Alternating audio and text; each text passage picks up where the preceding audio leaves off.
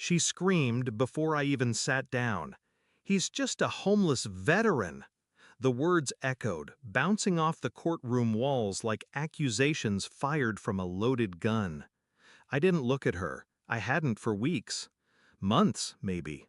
She used to whisper that I was her hero. Now she flung my past at me like it was dirt under her manicured nails. I walked slowly toward the bench. In my hand, a single manila envelope, creased, thick, quiet. The judge glanced at me, then at the file. He didn't say much. He didn't need to. He opened it, read it, paused, and then he looked up, his voice colder than marble. "Lock the doors."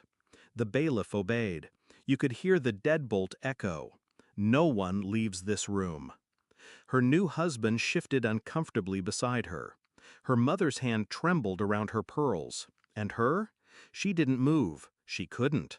Her eyes locked onto mine like she was just now realizing I'd never been broken. Just quiet. And now? She remembered what I was like when I stopped talking. 6 months ago, I stood outside the schoolyard gates while my daughter clung to my leg. "Do I have to go back with them?" she whispered. I told her yes, but something cracked behind my ribs. A week later, my lawyer called. "She's going for full custody. Claims you're unstable, homeless, unfit." I laughed. Cold, bitter, unfit. The woman who used to sob on my chest while I cleaned my own bullet wounds now decided I wasn't safe for my own child. She married fast after our divorce. Too fast. Some guy with straight teeth and a wallet thicker than his spine. A finance manager.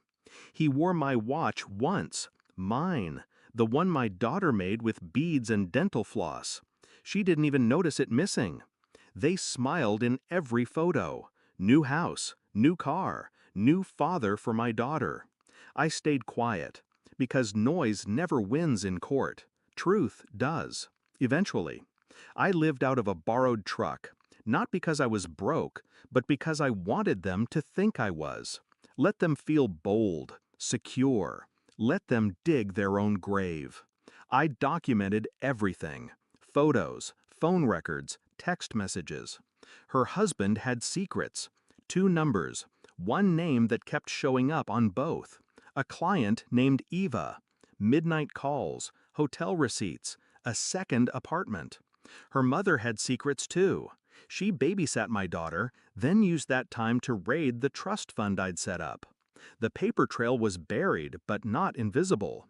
Even the school counselor had things to say, quietly, off the record.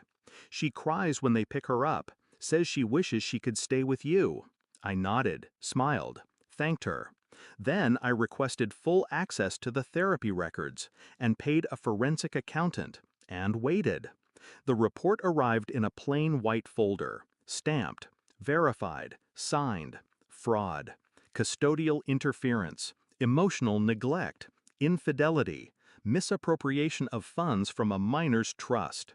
I stared at the words for a long time, not because I was surprised, but because they were real now, solid, tangible. Truth doesn't need a voice, it just needs paper. I didn't call her. I didn't warn anyone. I simply filed the petition, walked into court, and handed it over.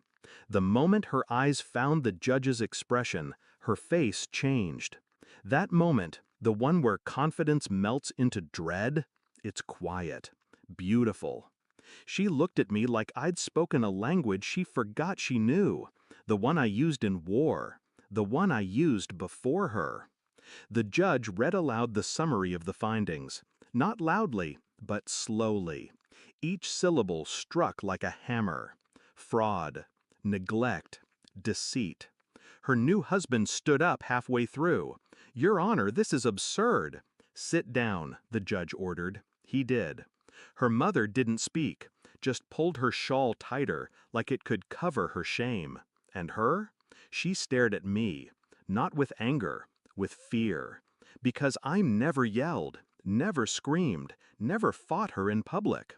But I had been watching, planning, and now delivering.